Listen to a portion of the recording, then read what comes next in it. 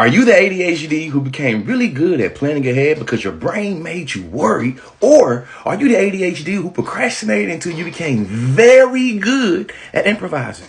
ADHD is being pretty good at basically anything you want to be and absolutely terrible at anything you need to do to live, man. Hi, my name is Conscious Lee. I was recently diagnosed with ADHD, and the purpose of this video is to humanize the condition or disability, whatever y'all want to call it. In conclusion, I'm much nicer to myself now that I know I have ADHD. Everything just makes more sense. Education is elevation. I'm 31 years old, and yesterday I was clinically diagnosed with ADHD.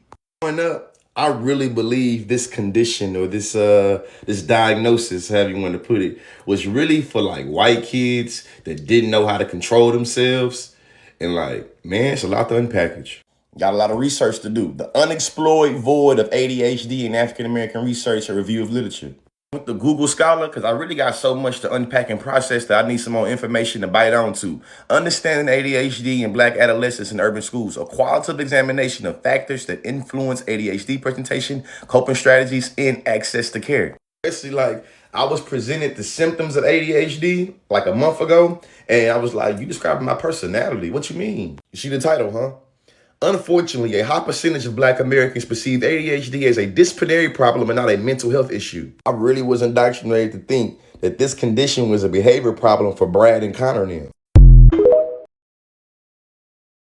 ADHD life can be having so many thoughts, ideas, plans, and so much motivation and determination, but not always having the focus or executive function to apply this creativity and passion to action. On the outside looking in, you're usually seen as the person with a lot of ideas that's full of that stuff you flush down toilets. Someone described ADHD as being chronically overwhelmed, and I never heard a more accurate way of describing how ADHD feels.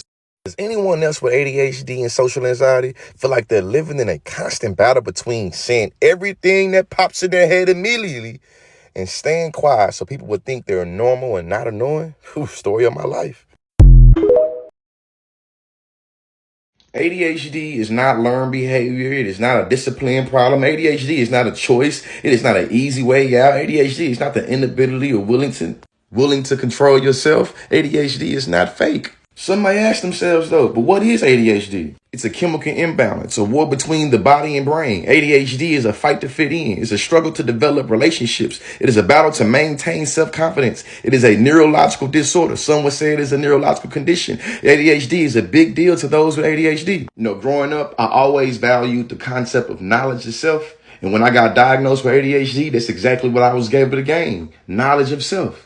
Having attention hyperactivity disorder has impacted my ability to pay attention, manage impulses, and sit still for a very long time. So much while I was starting to internalize insecurities and ask myself, man, how come I can't adult like the rest of the adults? Regardless of the following, regardless of the views, it was things emotionally I would feel that I would be like, man, why do I feel like this? My entire life, I've always experienced flash emotions.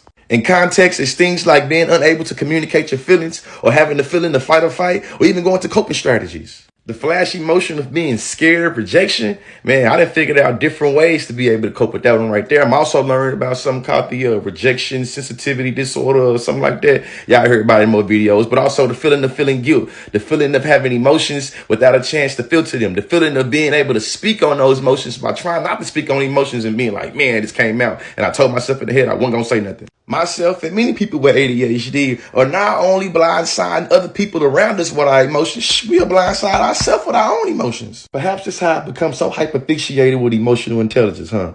In conclusion, though, I've used my neurodivergent differences, or some would call neurospiciness, as a superpower. You feel me? I've been able to hone into these skills to even be recognized by NAACP. And speaking of NAACP, I need y'all help to get this award. You feel me? The link in my bio, you'll be able to go vote for me in the outstanding social media personality. You see me right there. You know what I'm saying? George Lee, also known as Conscious Lee. Don't forget the Lee. I appreciate you in advance. Education is elevation.